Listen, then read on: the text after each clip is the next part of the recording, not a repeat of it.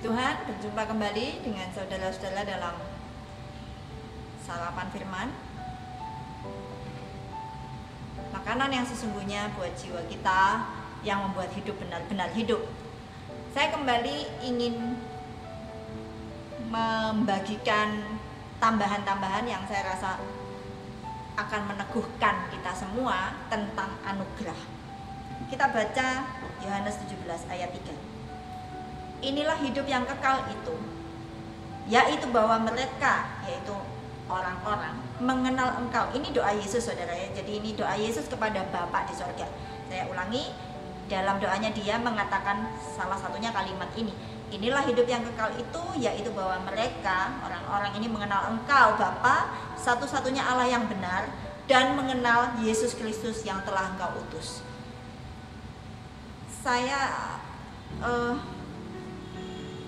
Kita tangkap di sini kata kuncinya adalah mengenal. Hidup kekal adalah mengenal Allah pencipta dan mengenal jalan untuk masuk ke alamnya Allah pencipta itu, yaitu lewat Yesus Kristus.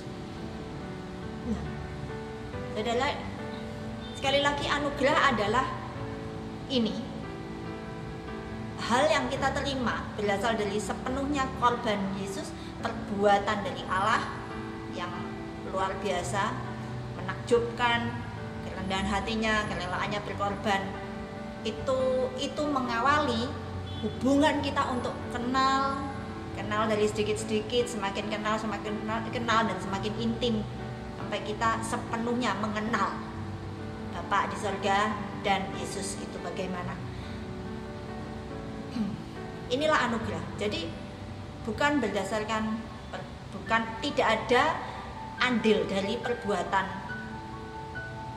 kita untuk pertama kali masuk ke dalam pengenalan ini. Tapi dalam mengenal memang selanjutnya setelah pertama kali masuk itu betul-betul berdasarkan anugerah pengorbanan Yesus, tetapi selanjutnya memang ada hubungan timbal balik dengan kita. Di situ memang kita bertumbuh.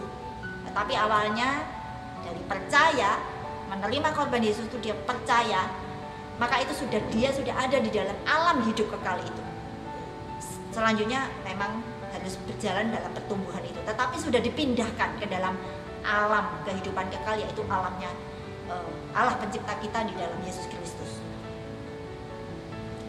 Ada seorang seorang yang percaya Yesus. Dia diundang untuk di suatu siaran radio yang pemandunya itu atau penyiarnya itu orang ateis, tidak percaya pada Tuhan, tidak percaya adanya Allah, apalagi Yesus. Dan dia bilang gini, kamu katakan kepadaku kenapa, pokoknya ditantang, saya lupa khususnya pertanyaannya apa, kok bisa kamu itu percaya, ya kira-kiranya begitu, kok bisa menurut kamu itu hanya orang percaya Yesus yang masuk surga dan orang-orang lain sebaik apapun tidak masuk surga. Tapi ada satu peraturan di sini, peraturan menurut si pemandu ini atau penyiar ini. Kamu menjawab saya tidak boleh, dilarang menyebutkan ayat-ayat Alkitab. Kamu harus menjawab tanpa ayat. Lalu si orang ini berdoa dalam hati, Tuhan kasih saya hikmat tanpa ayat. Oke. Dan Tuhan ini di udara ya, ini sudah didengar, tidak tahu ya, siaran radio yang didengar secara umum pada publik. Lalu Tuhan kasih hikmat, dia jawab begini, kamu pikir orang kalau itu berdasarkan kebaikan, kamu pikir masuk akal enggak? Misalnya kamu beli rumah yang sangat megah mentereng di bilangan Hollywood atau apa, pokoknya di perumahan yang pemukiman mahal gitu, pemukiman sangat elit. Kamu beli rumah megah mewah dengan kolam renang segala macam fasilitas yang mengagumkan. Lalu saya tidak kenal sama kamu, saya datang ke kamu membawa barang-barang koper saya bilang kepada kamu, saya mau masuk, kamu harus mengizinkan saya masuk. Saya orang baik-baik, saya sudah berbuat ini kebaikan ini, saya daftar kebaikan saya. Kamu bagaimana? Dia bilang, kamu sebagai tuan rumah, kamu bilang, kebaikan ya saya yang saya daftarkan tidak ada hubungannya. Apa urusannya? Saya kan tidak kenal sama kamu. Tuan rumah kan bilang begitu. Saya tidak kenal sama kamu. Kamu ini siapa? Tidak ada hak. Saya tidak akan memberi kamu hak untuk masuk rumah saya karena saya tidak ada hubungan, tidak ada kenal sama kamu. Jadi bukan berdasarkan perbuatan baik. Bukan karena saya orang baik-baik saya masuk surga, tapi saya kenal tidak sama tuan rumah surga itu gitu. Itu ilustrasi. Nah, saudara, makanya yang paling penting dan paling inti dan sampai kapanpun sangat perlu diperhatikan sebagai yang utama, sebagai kalau bayi di dalam rahim itu pengenalan akan Tuhan, hubungan pribadi yang semakin intim, yang semakin harus ditumbuhkan lebih dewasa, lebih intim dengan Tuhan, itu seperti tali pusat yang menghubungkan kita dengan semua hal yang kita butuhkan untuk hidup di alamnya Tuhan. Waktu kita masih di sini, waktu kita masih di sisi dunia yang ini, di mana kita belum melihat dengan jelas semua hal-hal yang tidak kelihatan itu. Tetapi hubungan dengan Tuhan itulah yang menghubungkan, terus menghubungkan kita dengan dunianya Allah pencipta kita yang sekarang tidak tampak mata oleh kita. Saudara, satu lagi aspek agak berbeda. Ini untuk menjawab ekstrim pengertian tentang anugerah yang sisi satunya, yaitu yang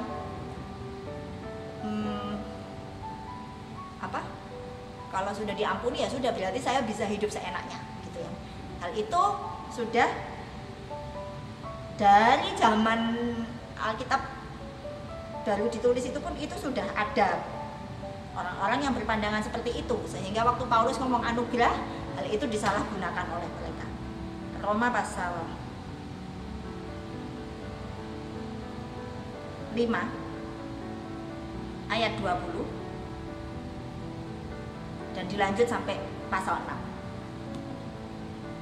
Tetapi hukum Taurat ditambahkan supaya pelanggaran menjadi semakin banyak, dan di mana dosa bertambah banyak, di sana kasih karunia menjadi berlimpah-limpah. Ayat 6 pasal 6 ayat 1. Jika demikian, apakah yang hendak kita katakan? Bolehkah kita bertekun dalam dosa supaya semakin bertambah kasih karunia itu?